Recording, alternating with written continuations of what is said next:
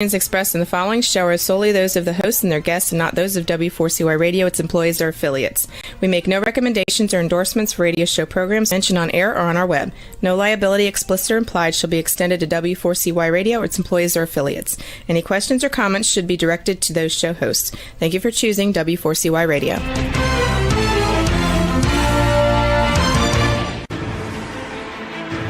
What's working on purpose anyway? Each week, we ponder the answer to this question.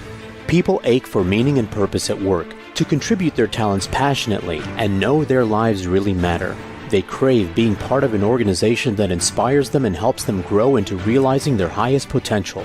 Business can be such a force for good in the world, elevating humanity. In our program, we provide guidance and inspiration to help usher in this world we all want, working on purpose. Now, here's your host, Dr. Alise Cortez.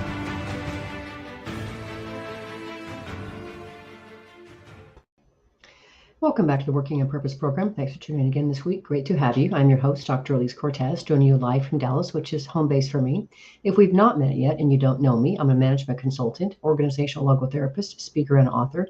My team and I help companies to articulate their purpose and build inspirational leaders and cultures activated by meaning and purpose to turn those companies from a flatline EKG to a vibrant workforce. Here, people are intrinsically motivated to perform at their best, grow into their fullest potential, and want to stick around in such a gratifying workplace. You can learn more about us and how we can work together at alisecortez.com.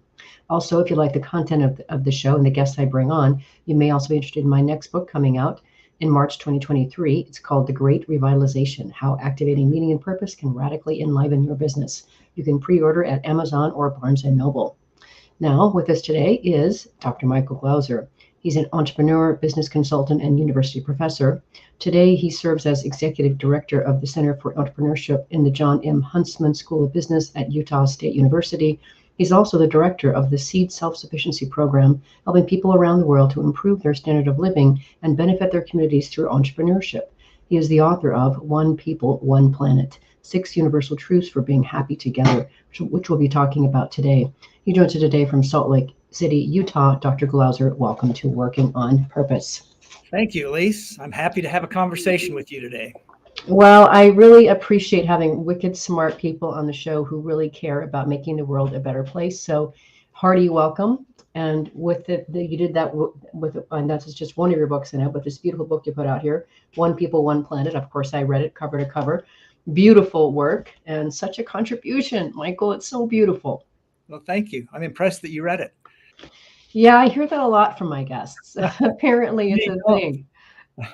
Yeah, I am. Apparently, hosts don't like to read books, but I do. So, somebody actually once said, "Alise, you're a radio show host with a reading problem." It's true. Well, you've got a few books out. You've got an interesting background here, Michael. Lots of things that you've done. I think it will be helpful for our guests and viewers to be able to hear just a little bit about your background. And then I have to know where this book came from. Okay, great. So I've been a university professor part of my career. I've been an entrepreneur a good part of my career. I've built 6 companies and sold those companies. And I'm a business strategy consultant. So I help organizations figure out what their purpose is and help them create a strategy to achieve that purpose. And so I think we have a lot in common. I think we do too. Actually, Joanne said to me, she said, this is your publicist for those who don't know who Joanne is, but we do. She said, "Oh, you're going to like Michael. You guys have so much in common. It'll be easy." And I think she's right. So it's interesting here on the eve, Michael. I'm going to be, I helped put together a diversity, equity, and inclusion conference tomorrow. And I'm going to be also speaking on belonging tomorrow. So I think it's interesting that we're talking about this conversation here tonight. Yeah. And to that end, one of the things that I thought was really interesting about how you position what you're talking about in the book is you say, and I'll read it for our listeners and viewers, you say, "We live in a world that emphasizes differences between people, groups, races, religions, and nations. This fixation on differences has a purpose. It helps us understand our world, where we fit in, and how we behave around certain groups. However, a constant diet of differences can lead to distrust, separation, conflict, and marginalizing whole groups of people." That's really profound and important to open this conversation with. So if we can build on that, And maybe just if we can situate a few examples of recent events that really showcase why that's a problem. Yeah, I really wrote the book because of two epidemics I've seen in my work. I work with college students. I work with entrepreneurs, as I mentioned. I work with a lot of corporate executives. And we're experiencing what I call an epidemic of despair right now that I see in organizations. Wow. Anxiety, depression, loneliness, thoughts of suicide, actual suicides, unfortunately, are up in every single age group, every demographic. In the United States right now, 21% of all adults are suffering from some type of diagnosable emotional illness. And so if you have an organization, say 1,000 people, 200 plus of those could be suffering from some kind of emotional challenge. And the research shows that has a huge impact on their satisfaction, their commitment, their performance can be 35% lower if you're struggling emotionally, medical costs, absenteeism, and so on. The second epidemic is what I call an epidemic of incivility, and there's just more hatred in the world right now. And a lot of experts say it's due to social media and the way we interact. It's easy to hate from a distance. It's harder to hate up close. And there has been quite a bit of research lately. One study shows 90% of us have seen an uncivil act at work, and 50% of the respondents in this survey say they see one every single week. And a study across 17 industries show that if you are having incivil acts in your organization, that 67% of the people say they're less committed to the organization, their performance drops.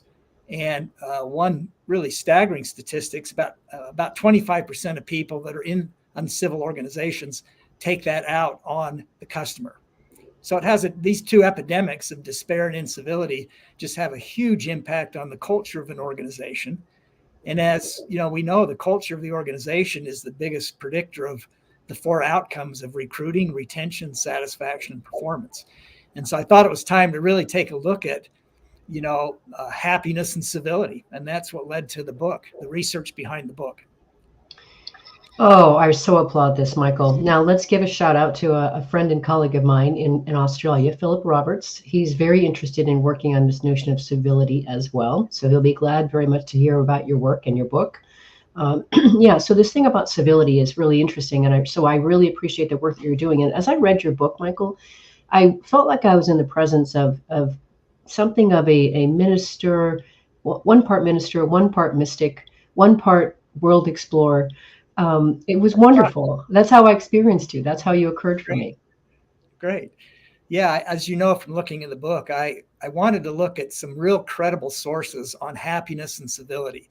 So what has been written and what do we know about how human beings can be happy personally and live in more civil communities? And so I looked at those, three sources. I went to the original writings of the great religious founders, so the original texts.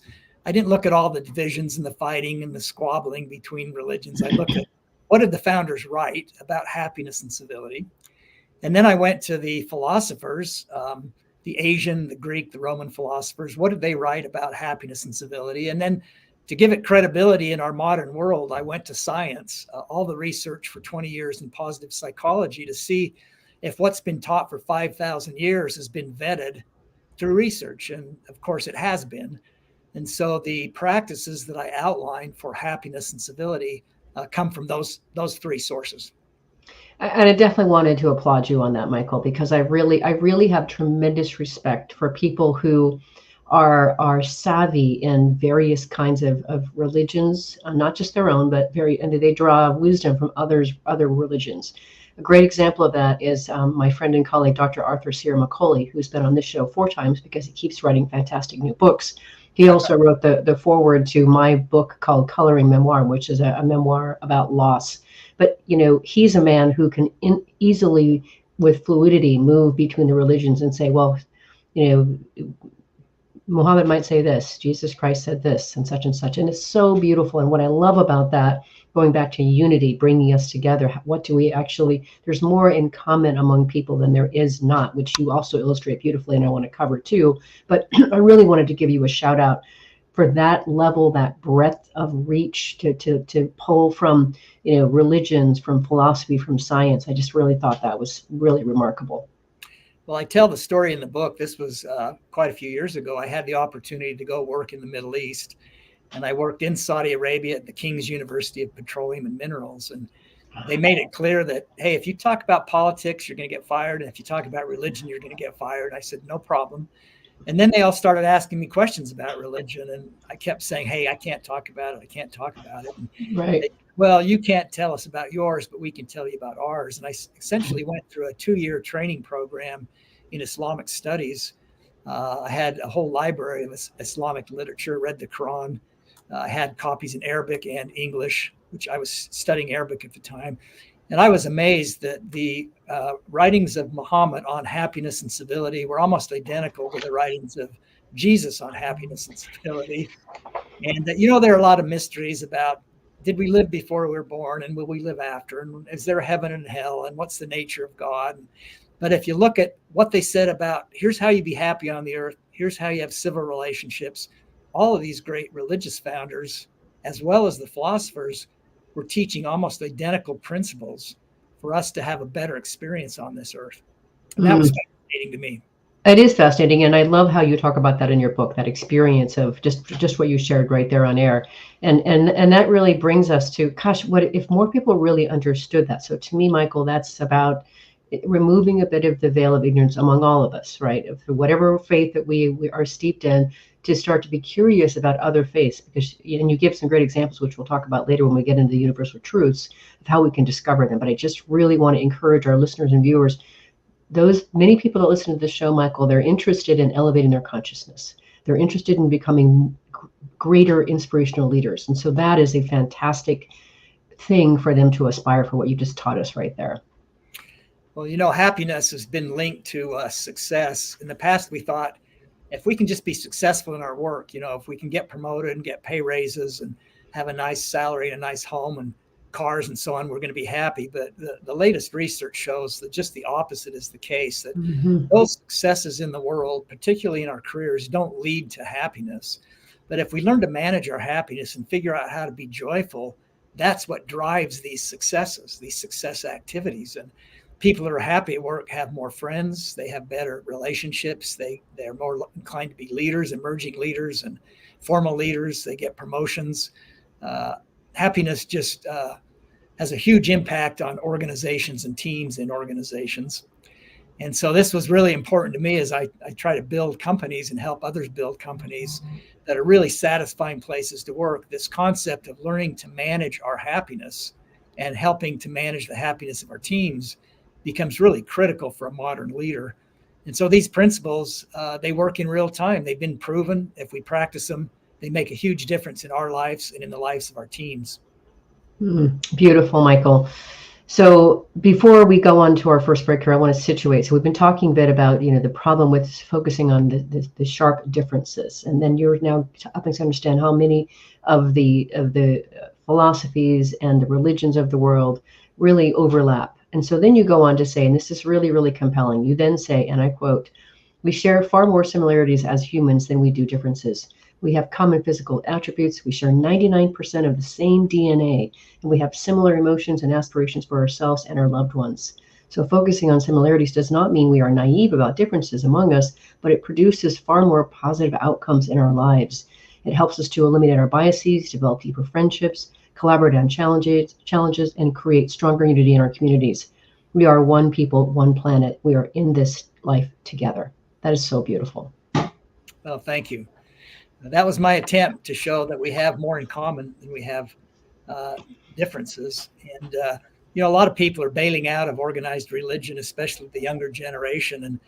And it's not real palatable to them. But I thought, well, let's add philosophy and then add science, and it gives it some credibility. So they say, hey, maybe some of these religious writers were pretty awesome, and the philosophers were pretty cool, and science makes it real for me. So I'm going to start practicing these concepts. Well, that's called getting them from all sides, Michael. So if one doesn't work, you try this lever over here. I like it, right? That's a full balanced meal right there. And with that, let's grab our first break. I'm your host, Dr. Alise Cortez. We run here with Dr. Michael Glauser, who's the author of One People, One Planet, 6 Universal Truths for Being Happy Together. We've been talking a bit about the importance of understanding how differences can divide us, and there are far more similarities, and the work that he's been doing to really ground his book in philosophy, religion, and science. After the break, we're going to start getting into all 6 of the universal truths. Stay with us. We'll be right back.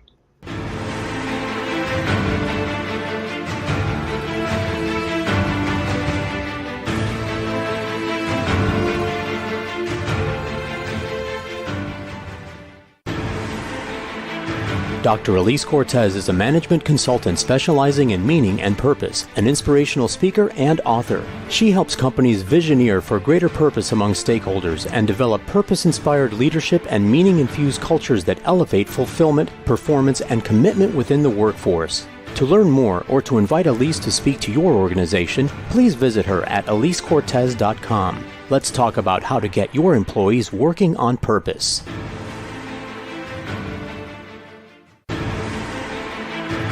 This is Working on Purpose with Dr. Alise Cortez. To reach our program today or to open a conversation with Alise, send an email to Alise, A-L-I-S-E, at alisecortez.com. Now, back to Working on Purpose.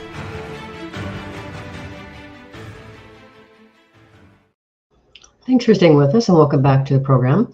I'd like to invite you, before we get back into the program, to check out my first book that I wrote. It's called Purpose Ignited, and I really wrote it to awaken readers to their passion and purpose and start them down the path of becoming an inspirational leader. So I hope you'll check that out as kind of a preference of what this show is all about. If you are just now joining the program, my guest is Dr. Michael Glauser, who, among many other things, serves as the executive director of the Center for Entrepreneurship in the John M. Huntsman School of Business at Utah State University. He's also the author of One People, One Planet, 6 Universal Truths for Being Happy Together. I'm your host, Dr. Alise Cortez.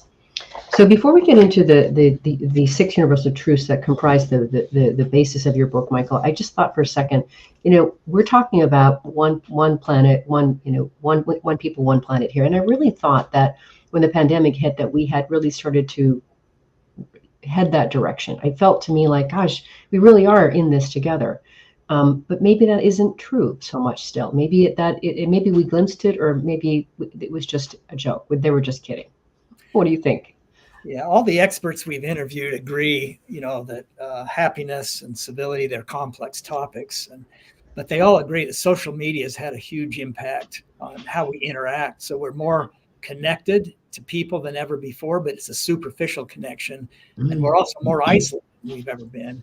And people don't do well. Human beings, we don't do well alone. We don't do well in isolation.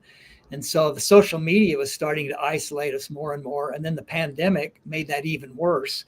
I just saw a study by the Gallup organization. When the pandemic started in 2020, only 48% of people in America said they were happy and satisfied in life. And now, 2 years later, 2+ years later, that number's down to 38%. So 38% say that they're happy and satisfied. And I think it's this just continued new world where we don't go to lunch with our friends. We don't go out and do things in the evenings. We don't have long conversations. We don't balance out each other's thinking. We don't help each other when we're starting to struggle. It's all superficial interaction. And it's not that, that really group of core friends that we spend a lot of time with, friends and family. And so the research shows that we're less happy now after the pandemic, and that we're more isolated now. And so, the subtitle of the book, 6 Universal Truths for Being Happy Together, was really important, because if you look at a lot of the books on happiness, some of the best-selling books, they're pretty insular. They look inward. They say, set goals for yourself, get control of your morning, accomplish one big thing each day, get in physical shape. But my research and everything I've read shows that the highest level of happiness occurs in the context of relationships. So we have to learn to do relationships well and have them be meaningful and have them be satisfying, learn to navigate our differences. And so the book really introduces principles that help us do that, help us be happier together. Very powerful, very, very powerful. And we align as a logotherapist, of course. What I subscribe to is that for us to be happy, we need to be serving other people. So there's still that relational element. And I think you say this in the book too, that it's not just about giving money. If you're going to help people, be out there helping them. You ought to be connected to people that you're serving. So you and I do have a lot of alignment together. Joanne is right. And what I did want to do here, Michael, is I wanted just to dive in just briefly on all 6 of the universal truths. Of course, we can't treat them all deeply because you wrote a whole book about that. But the first one seems pretty obvious, but there's a lot to it, and that's give up the ego. Tell us about that. Yeah, in modern times, we've used the term ego to refer to someone that's really proud, really full of themselves, really cocky. But all the writings throughout the philosophy and religion define the ego as a composite of all of our self-perceptions. It's who you think you are. It's who we think we are. Mhm. And the Hindus and the Buddhists particularly talk about it being an illusion or a fabrication. So we get all these messages when we're young from parents and from friends and from teachers about who we are. Are we tall or short or thick or thin or attractive or unattractive or athletic or uncoordinated? And we develop these perceptions at a pretty early age, and they set bounds and limitations on what we will and will not do in life. And so the first thing we have to do is realize that these feelings I have about myself are not real. They're perceptions that have developed through interaction with others, and that I really can be more than that. I'm a work in progress, and I can be more and I can do more. And when we look at ourselves as works in progress and other people as works in progress, it really frees us from a lot of these perceptions.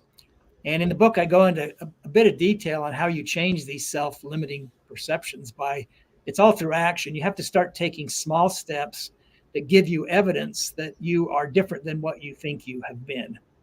And so that's the first place to start, is looking at who do I think I am and how is that affecting my life and my career and my relationships and my communication and all of my interaction with other people. Gosh, we could do a whole show just on that one truth, right? We really could. Okay, powerful. So let's give up the ego. That's the first universal truth. And then we go in, this next one is so important as well, aren't they all? But refrain from judging is the next truth. Yeah, we develop perceptions of other people in the exact same way we develop perceptions of ourselves. We hear messages about them. We see superficial cues like color and race and ethnicity and political party and religious affiliation. And then because humans are complex and our minds can't process all that complexity, we fill in all the pieces to the puzzle and create a whole personality for people based on these observable, unique, superficial cues. And so we have these images of different groups. And the problem is that limits our desire to interact with those groups. It limits our desire to make friends with those groups. And it limits our happiness and our joy in relationships as we're making these judgments. One interesting study that I saw at the time of the last election, or the 2020 election, I guess it was the 2016 election, 78% of Democratic voters said they would never interact or make friends or date or be with anyone that voted for Donald Trump. And it was not quite as high. It was like 58% of Republicans said they would never interact with anyone that voted for Hillary Clinton. So we take something like who you voted for and what is your political philosophy, and we rule out half the world as not being worthy of our interaction and our friendship. And so what happens is we interact up close. We start realizing that we are more alike than we are different. And one of the great stories I tell in the book is about Alise Cooper, who you've read the story. He grew up in the gangs in Chicago, and they all had a hatred for each other. And then they started rowing together on a rowing team and realized that they'd all been through trauma. They were all very similar. Their hatred had come from what they'd heard about each other, not from any interaction with each other. And they became such good friends, they thought, if it works for rival gangs, let's go do it with the Chicago Police Department. And so they got some, big white cops from Chicago to join their rowing team, and the same thing happened. They really started liking each other.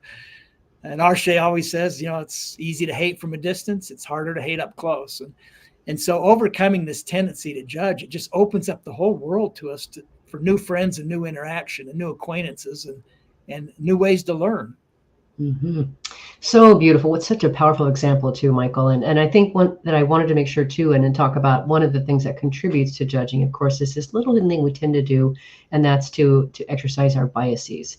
And I thought that you've got like 6 of these different ideas that you put forth on how we can start to work on overcoming or reducing our biases. And I wanted to just talk about a few of them, because I think they're really actionable for our listeners and viewers. So one of them is that you put forth is just to learn about different faiths, just like you did in writing the book, and visiting their places of worship.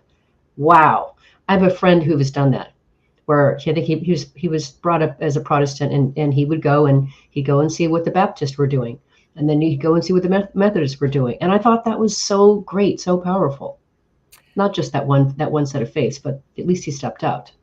Yeah, just to spend a few months and on the weekend go to visit some place of worship is an amazing experience. You realize that they're very kind, loving people, that they are concerned, that you're very welcome, and you just learn more about what they believe, and you realize that this is reasonable.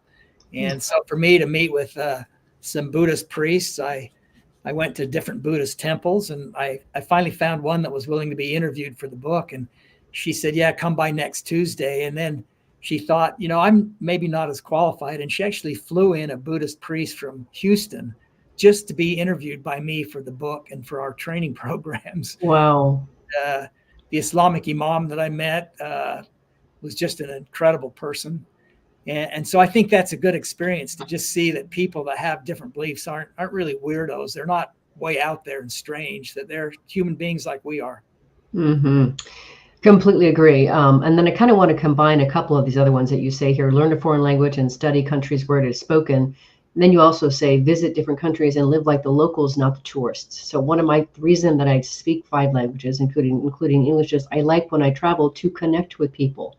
And then I can have a real conversation with them and learn about their cultures and what do they prize, what do they cherish. And I love that because it expands my mind, expands my world. I love that. Yeah, in our SEED program, it's SEED, stands for Small Enterprise Education and Development. It's a worldwide training program where we work with people all over the world that live in poverty. And I have 100 students out that we train to teach entrepreneurship and small business development skills. And we get to live in their neighborhoods, and we get to go into their homes with dirt floors and tin roofs. And we watch their household income grow from $200 a month to $400 or $500 a month. And then they become some of the most generous givers that we've ever met. And it's just a fabulous experience versus, going on a cruise boat and docking and seeing the tourist shops and so on. Right. And learning languages, you learn a lot about concepts through language that are different than our concepts. Mm-hmm. So I always think about language as being another operating system for your brain. You're adding an operating system every time you can speak or interact in any foreign language, and that's really powerful. Yeah, that's exactly right. So something else you're going to say? Just I think the key is you got to be with other people. You got to withhold judgment, and you got to get close to people and do things together, and you'll develop more friendships. You'll shed your biases, and that leads to greater happiness. Sounds good to me, Michael. Okay, so we've covered give up the ego as one of the universal truths, refrain from judging. Now I want to talk about the third one, do good deeds daily. Talk about that one, if you would, please. So this is probably the best medicine of all. All of these work in real time. If we go out and do these today, we'll be happier today. And if we do them over a longer period of time, they become a more permanent part of our character. But this is the one that you get the biggest bang for today. I've got my students right now at the university. They're doing 3 good deeds a day for 7 days. And then they write in their journal what happened and who they helped and how they felt. And they're just coming back to class glowing, saying, I had the best week I've ever had. That really what happens is if we get up in the morning and we think, me all day long, we look in the mirror. How do I look? Am I wearing the right clothes? Did I say the right things? How am I going to act today with this person? When we think about ourselves that excessively, we bring all the emotions of being human back into our lives, anxiety and depression and nervousness. But if we get up and say, I'm not perfect, I'm a work in progress, but I can add value. I'm going to go out and find some people to do some good for. And you have that, on your radar all day long, and then you act on it. You will have a much better day. We can actually measure brainwave activity. There's less cortisol, less adrenaline, more of the feel-good chemicals. So it changes your mindset, and then over time it changes your physiology as well. So that's one of the big ones. Well, I'll say that I have this. I always like to say that one of my favorite things to do is practice random acts of kindness, and I do it on a daily basis. So my daughter, who's now almost 20, she's learned over the years. When we go to the grocery store, she's like, "Okay, who's it going to be?" Right. So my favorite thing is to either tell a woman that she's beautiful, because she's almost always blown back by that, and she walks away taller. I feel great because I have given her something. So it's that virtuous cycle that you talk about there of kindness. And I love to point out when anyone, man or woman, does something good for other people. And I'd like to say that I saw what you did. That was really beautiful. And to your point, completely lifts my day. I know I get way more out of that than they do. We have corporate executives do this as well in our training programs. And the students, and they always are a little nervous, like, oh, I'm so busy. How am I going to find time? And then they realize it's not that big a deal to be nice and to do random acts. You don't have to plan big things. You just have to have an other orientation rather than a self orientation, and then not be afraid to act and, quit thinking of ourselves. I always say, don't worry so much about what people think of us. We worry about what we think of them, and try to be kind and try to, help. And I work with millionaires and billionaires, and everybody has needs. People that are successful and have wealth don't have fewer needs. Everyone has needs. It's not hard to find people that we can serve and do something for every day. It's so true. And then I wanted to connect this back over as we did before. You say in your book that when person A helps person B, person A gets better. And so that from the logotherapeutic vantage point, that really speaks to what we call self-transcendence. And that we as humans are at our best when we're actually serving other people, not when we're consuming life, but when we're actually serving other people. So I really, really just jam on that particular truth of doing good deeds daily. Be of service, matter. Yeah. And that statement, when person A helps person B, person A gets better, came from an incredible woman, Mimi Silbert, who's the founder of Delancey Street in San Francisco. Yes. One of the most successful rehabilitation programs in the world for convicted felons. And we now have a similar branch of that organization in Salt Lake City, Utah, that I've had the privilege to work with. But, that is their therapy, is we're going to get up and we're going to heal ourselves by helping to heal other people. And it's just an amazing organization. Their therapy is serving others through creating businesses and giving the best service of anyone in the industry. And that's exactly what they do. That's so powerful, so essential as well. So listeners and viewers, if you would just think on that last truth we were covering here, let's grab our last break here. I'm your host, Dr. Alise Cortez. We're on the air with Dr. Michael Glauser, who's the author of One People, One Planet, 6 Universal Truths for Being Happy Together. We've been talking a bit about some of the universal truths. After the break, we're going to finish the other 3. Stay with us. We'll be right back.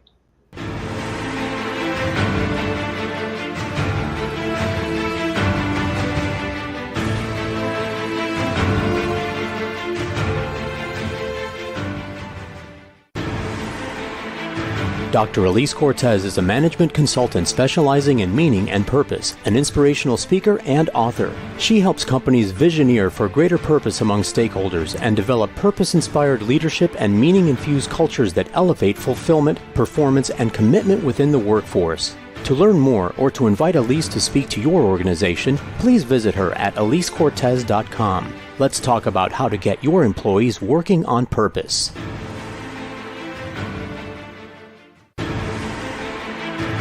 This is Working on Purpose with Dr. Alise Cortez. To reach our program today or to open a conversation with Alise, send an email to Alise, A-L-I-S-E, at alisecortez.com. Now, back to Working on Purpose.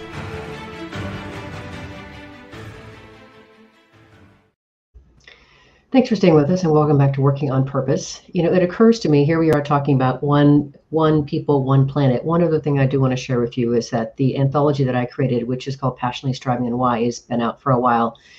What I did there was I found and I recruited 25 women from all over the world to share their very intimate stories of how they found their purpose and are now serving from it. And I wanted to showcase that purpose is available to anyone, anywhere, regardless of religion, creed, economic situation, whatever, and that we all have that in common. We all want to work from our purpose. So you can check that one out as well.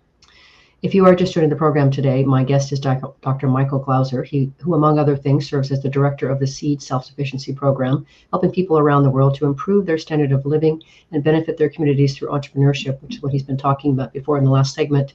He's the author of One People, One Planet, 6 Universal Truths for Being Happy Together. I'm your host, Dr. Alise Cortez.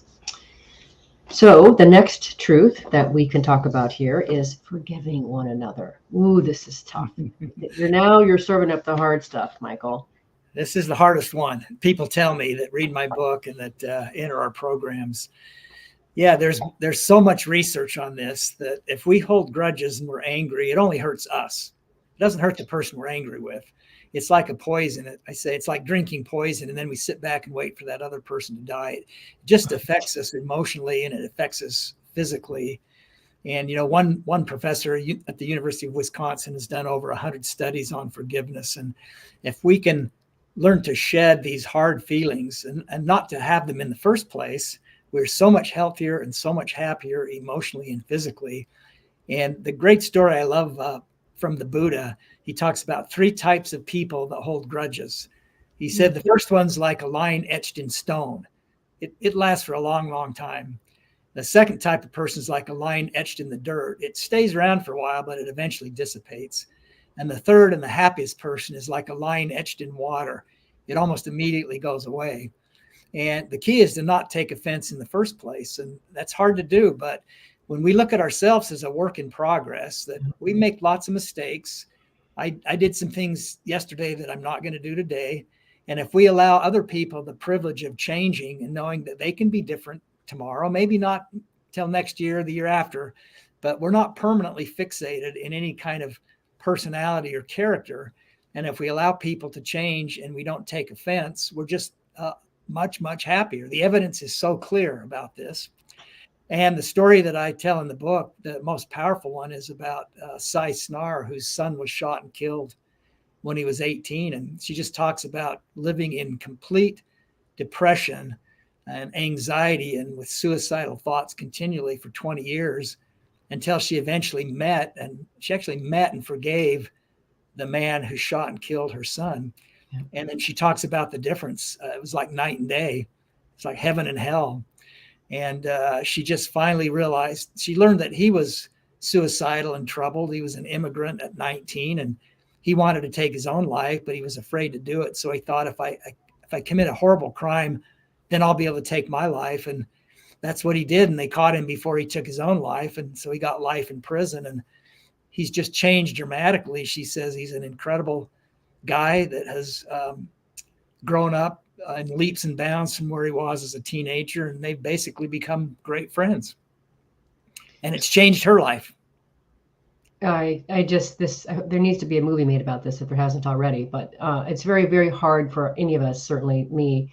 I can't imagine forgiving something like that. However, what it really speaks to for me is just the sheer vastness of human potential, how much there is for us to grow, how much there is for us to expand. And that inspires me. Yeah, there was actually a podcast called The Letter. I think it was 8 episodes that you can listen to. It was one of the top podcasts in the country this last year. And she, of course, we were able to interview her and film her. But this podcast is her telling that story, basically. That's one for me. I like to be able to consume those kind of programs that continue to inspire me and lift me. So I'll put that on my list. Thank you, Michael. So if we go on to number 5 here in terms of our universal truths, now we're on to share our good fortune, which you kind of alluded to earlier, but talk about that one if you would. Yeah, this is really, it's partially related to the good deeds principle, but it's really more about attachment to material possessions. Right. The research is on how attached we become to what we own. And it's interesting that if we really identify ourselves by what we own, we are what we own, then that feeds this fabricated self. It's harder to break away from this ego that has developed, this illusionary self. And again, the research is clear, is that people that are more generous are a lot happier. If you have sufficient for your needs, but then you're willing to share, time and resources and money and talents, you're just a lot happier. You have better relationships. You enjoy the world more. You enjoy people more. It's been interesting. While I was writing the book, we were remodeling our home in Salt Lake City, and we had to move everything out of the home, all of our clothes and our furniture and our appliances.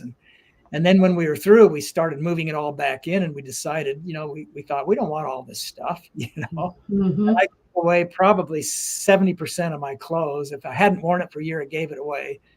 And we just gave away things that we weren't using. And we have a really awesome decluttered home right now. And I can't tell you how joyful it is to have so much less clutter and to actually have found people that need some of the things that we were essentially hoarding and not using. Mm-hmm. And so, if you're really attached to things, the research shows that you're more likely to be greedy. You're more likely to have anxiety because you're afraid you're going to lose what you have. And the interesting thing is that your material possessions start losing their value as you cling to them. And so again, we have, people in our courses and our classes spend a few weeks looking at their possessions and saying, what haven't I used and what can I give away and who can I give it to? And it's that personal contact that really changes them as they start becoming more generous and sharing. You're reminding me, Michael, when I lived in Rio de Janeiro, Brazil for 2 years, 91 to 93, the Brazilians, they taught me so much about life. They taught me a lot about communication, but they also taught me about this very universal truth here: share your good fortune.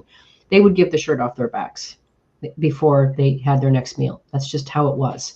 And they were some of the most happy, jovial human beings I'd ever encountered. It was really beautiful. And they didn't have, a lot of them, much of the country at the time, didn't have a lot of material possession, to your point.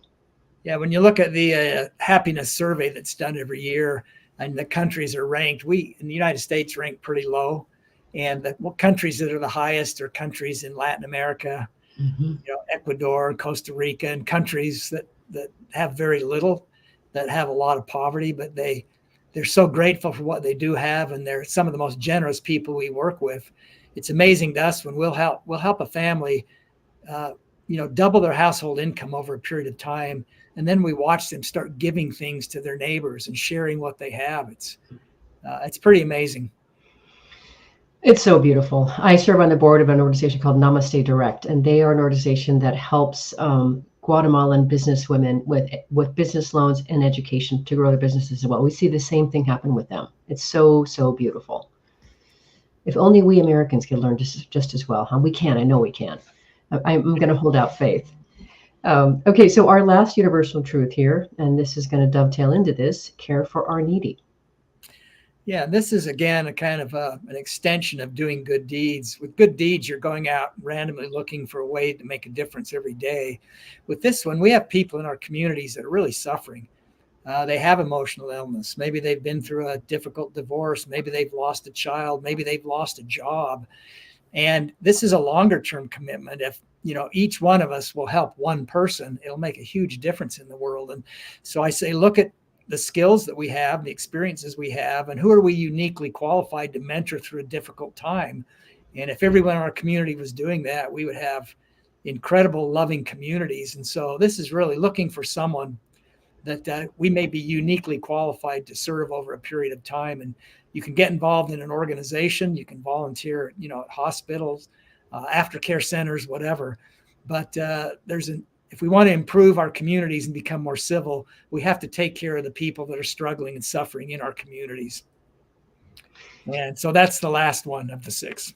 Yeah. So what that speaks to me, Michael, is really lifting all boats, right? Not just what's great for you. It's so great. You're doing wonderful. Taking a moment to really, look around and lift as you go. To me, that's just, I can see that the thread of the community just lifting and becoming more fortified and strong and connected.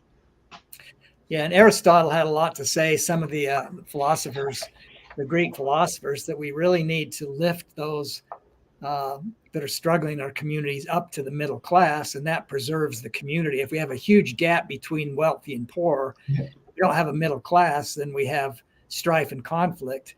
Yes. But if people in the middle class, they aspire to have greater wealth, so they're not real angry at those that are wealthy, and they've been maybe at the bottom, so they want to help raise people up. And the bigger the middle class, the more civil our societies. And this was thousands of years ago that this was being taught in communities. Again, I discovered that same phenomenon when I lived in Brazil. Same thing. It was exactly that same thing, and I sought to be able to address that through some of my writings and research too. So really interesting to hear you say that back in stereo with me. Really, really compelling, Michael. Okay, so then if we go on here, you talk about this idea of a happiness plan. So if you could just speak a little bit about, what is a happiness plan? How do we start to maybe create it and maybe start to implement it? So this is the interesting thing, is that these 6 principles are not new. Everyone's heard about them. The problem is we don't practice them. And so a happiness plan is to actually set some goals in these areas. So you start with, where do I have some limiting self-perceptions where I think I'm not worthy or not good enough? And what are the small steps I could take as evidence that I can get better at that? And so there's something you're working on to improve yourself each day. And then you go into judging. And we recommend that people take the Harvard implicit bias tests, take one every week. and try to find out more about your biases, because a lot of them we don't even know about, and then do something about what you learn. And then good deeds, make a commitment. We have these journals where you write every day something that you do and how it affects the person and how it affects you. And just so start doing that. Commit to do that for 30 days. Forgiveness. Are you holding on to some anger from years back, or even more recent anger towards a family member or a friend or a coworker? And maybe can you go and make that relationship better and let that go? I find the biggest problem people have is not so much forgiving others, but forgiving themselves for the mistakes they've made. And so we have some suggestion on how you take those past problems that you've maybe created and you wrap them up in a box and put them on a shelf and move on and forget about them forever.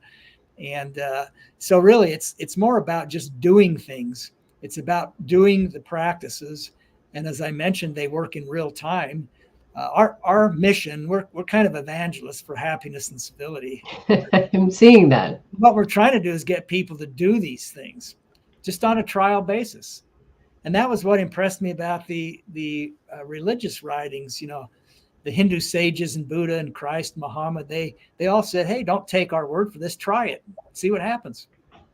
And so that's our request to people is, get a copy of the book, study those 6 things, create a plan to practice them for at least 30 days. We've got a new journal coming out, which is 90 days to a happier, healthier life. So there's 90 days of working on these principles. And what happens then is later in life, where we start sinking into despair and we get a little bit anxious, we remember that, oh yeah, I've quit doing those things. Mm-hmm. And, of course, it's more complicated than that. We have different genes that predispose us to happiness. But these things make our lives better than it would be otherwise. And it's observable to see if we simply practice them. So we got to take action. Sounds good to me, Michael. So this show is listened to by people around the world, and we are all generally trying to either create workplaces where we actually want to come and give our best, that are civilized. Thank you very much. We can grow into our best, and we are led by inspirational leaders who really bring us into our greatness. We do business that betters the world. What would you like to leave our listeners and viewers with today? One of the fun things we're seeing is if we have a training program to help organizations implement these things, but it can be way simpler than that. I mean, if people just get a copy of the book and watch some of our videos online and then meet once a week at lunch to talk about them and how they apply to their teams, some amazing things can happen in the workplace. Sounds good. That sounds amazing to me. And I am going to send them to your website here. So I want to say first, Dr. Glauser, thank you very much for the work that you do in the world, for what you're doing through your books and through your work, and for being on Working on Purpose. It's great to know you. Thank you so much for having me. It's a pleasure getting to know you, Alise. And you can run from me, but you can't hide. I'm pretty fast on my feet. So now that I know you, you're stuck. Let's talk again. Let's do it again. Sounds good. Okay, so listeners, viewers, if you want to learn more about Michael Glauser, his book or his books and the work he does, start by visiting onepeopleoneplanet.com. Lots of good stuff there. Last week, if you missed the live show, you can always get to the recorded podcast. We were on the air with Stefan Falk talking about his book, Intrinsic Motivation, Learn to Love Your Work and Succeed as Never Before. He provided some powerful insight about how we can learn to love almost any activity. It was really, really quite amazing. Next week, we'll be on the air with Bill Murphy, who is the author of Thriving in the Storm, 9 Principles to Help Overcome Adversity. He has actually one heck of a story to tell himself about this topic and what he's overcome in his life, and then the principles that he offers that are really quite actionable as a result. See you there, and remember that work is an integral and important part of our lives and can be one of the best adventures and means of realizing our potential and making the impact we crave. So let's work on purpose. We hope you've enjoyed this week's program. Be sure to tune into Working on Purpose, featuring your host, Dr. Alise Cortez, each week on W4CY. Together, we'll create a world where business operates conscientiously, leadership inspires impassioned performance, and employees are fulfilled in work that provides the meaning and purpose they crave. See you there. Let's work on purpose.